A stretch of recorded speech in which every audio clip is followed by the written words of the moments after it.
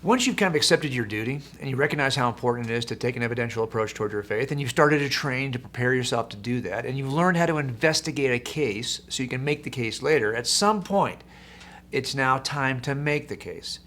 And you learn a lot from watching good case makers in trial. I certainly have. I've been, I think, around some of the best attorneys on both sides of the table and over the last few years. And I just get a great rush when I watch these guys master their craft. So I want to cover a couple of important principles before we even begin to talk about the skill set you need to develop as a good communicator. One of the questions that's asked of me all the time is this one. Jim, tell me, where is it that you kind of win your cases? What is the most important part of this jury process that you go through in order to win a case? You've been involved in a lot, you've watched a lot. Where do you win the case? Is it in, for example, is it an opening statement? Is that what it is? A really good and concise opening statement or a thorough, tell me, is that where it happens? Not really. It's important, but I don't think that's where we win our cases. Is it in the evidence show, that course of time in which we present all the evidence to the jury over several weeks? That's important, of course, but I don't think that's where we win our cases. Is it in the closing statement, you know, that thing you do at the very end, the closing argument rather, that thing you do at the very end? Is that where you win the case? Those are important too. Those would be very dramatic. But I don't think that's where we win our cases either. Well, then is it in the jury room where you know jurors are deliberating? Well, of course, that's critical. But that's not where we win our cases. Now, I'm going to tell you the sad truth and kind of the really bizarre reality of cases. We win our cases at jury selection. Think about that for a second. That's right, at jury selection. If you don't pick the right jury, nothing happens. Nothing good happens. It takes the right jury to get to the right conclusion. Because if you've got a jury that's got a certain number of biases or a certain number of presuppositions, you may never overcome those in the course of the trial. That's why we have a process called jury selection. And that process is important because both sides, the prosecutor and the defense attorney, get some impact. They make decisions about which jurors they think will work best on that particular jury. This is an important process. Jury selection is critical. In fact, I do think it is where we win our cases. So let me give you what I call forensic faith principle number 1 when it comes to communicating your beliefs. Pick your jury carefully. We don't often think of jury selection the way that attorneys do before they make a case. They know it's critical. They want to be successful in making their point. They want people to, at the end, believe that their view of what actually happened, of what actually is in fact the real view, the true view. But they are also careful and wise enough not to pick the wrong jury, because if they do, nothing good is going to happen. This is true for both sides, by the way. So let me give you an analogy that may help you rethink the way you've been communicating with your friends and family members, with the people around you, to help you become more effective as both a jury selector and then as a communicator. When we pick a jury, we're picking from a broad field. We'll fill a room with potential jurors. Not everyone's going to get selected. Maybe we'll pick 12 for the box, another 4 alternates. So in this whole room of dozens and dozens of potential jurors, we're only going to select 16. We're going to be asking questions. That voir dire process in which we ask the jurors questions individually. Sometimes we'll use surveys to get more information about each juror, and then both attorneys will be looking at this information to select which 16 are actually going to make it on the jury. Well, they're dividing that room. If you think about it, that room, when they start, is filled with 2 different kinds of groups. And it's important to understand that it is filled with groups in 2 categories. Let me illustrate it for you here. We have people in the room who are, for the most part, pro-prosecution. Maybe they've had a good experience with police officers. Maybe they had a good experience with attorneys. Maybe they just like those kinds of shows. Whatever reason, they, for the most part, trust prosecutors and cops, and they're basically pro-prosecution. We also have people in the room, though, who would say they're pro-defendant. Maybe they've had a bad experience with the police, a bad experience with the prosecutor. For whatever reason, they are more inclined to side with the defense attorney. Okay, great. That's what we're starting with. It turns out in these 2 large groups, though, those groups can be divided in half. Again, let's do that. Now, if you look at this, you can see that we have really 4 groups in 2 major categories. So in the group of people in this, what I call bias continuum, those folks who are pro-prosecution are divided into 2 groups. Some in group 1 are so pro-prosecution that no matter what happens, they will always agree with the cops who are testifying and the prosecutor who is making the case. Okay. In group 2, I have people who are pro-prosecution, but they're open. They will do the right thing. Although they might be inclined toward the prosecution, they will assess the evidence fairly and make the right choice.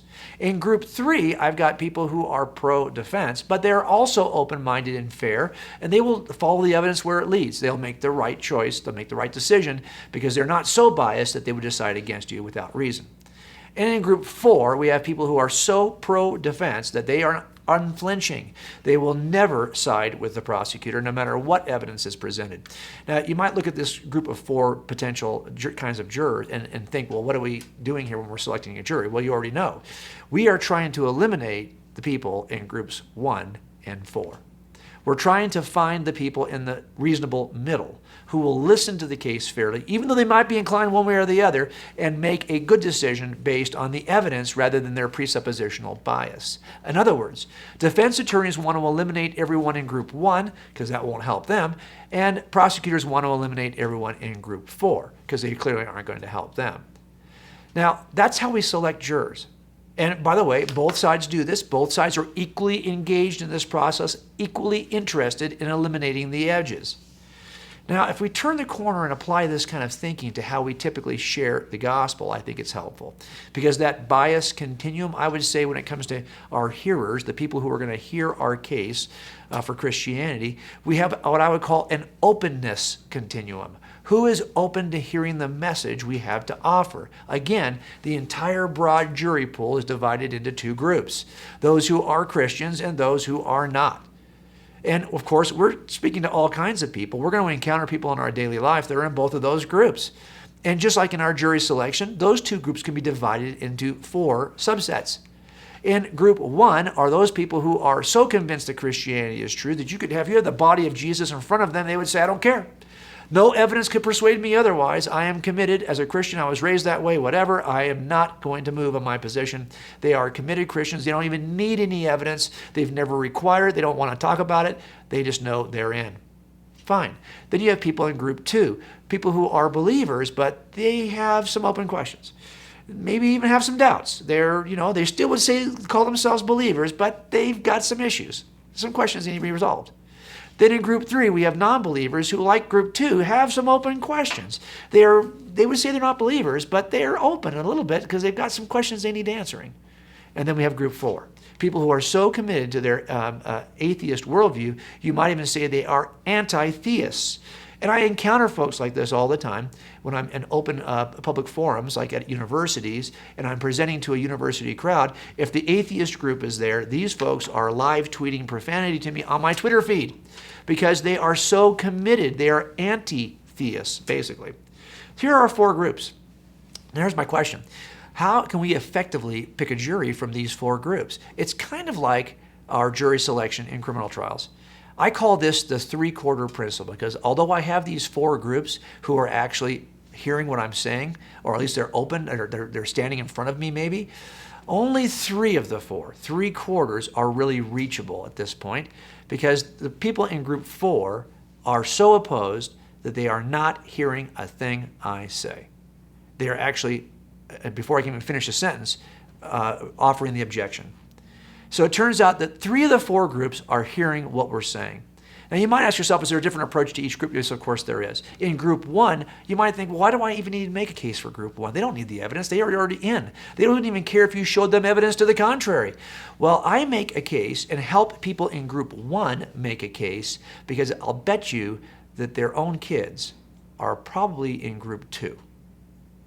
Now, if you've got students in your own life, your own kids, or friends who are in group 2 kind of wondering, they want to hear the answers to their questions. And guess what? They probably want to hear them from you, the Christian they know. So if you're in group 1 and you don't think you need to have an evidential view, how are you going to help anybody in group 2? So I think I want to make a case, and you should too, to everyone you know who's in group 1, because they can help make the case to group 2. So of course I want to reach people in group 2 and 3. They are open and want their questions answered. These are perfect people to hear the case for Christianity. But what about group 4? I've got people in my own family, and I for many years was in group 4. I was not willing to listen to my Christian friends. In fact, I would mock them in front of my other friends. And if you're in group 4, you might think, well, why even spend time with that person? What do I do with group? I want to share the evidence with everybody, but I have a special approach to group 4. Group 4 is the group that I want to be praying and modeling Christ for. Because even in my own family, while I may not get a chance to make the case for my group 4s because they're not listening, I can model the love of Christ to them. I can be praying for them, and then something magical happens. At some point, when God moves them from group 4 to group 3, they're available to hear the case again. And as a matter of fact, I suspect they'll remember every word. That was my situation. Once God moved me from group 4 into group 3, then suddenly all the conversations I had with my friends all came back to me. I remembered all that stuff. I wasn't willing to even look at it when I was in group 4. But once God moved me to group 3, I was ready to hear the evidence. And I can remember when it happened, thinking to myself, why now am I suddenly interested in this? Well, because God moved me from group 4 to group 3. So as you think about beginning to make the case vocally for what you believe, take the time to start by selecting your jury wisely and then approaching your jury wisely so you can make the most of your forensic faith.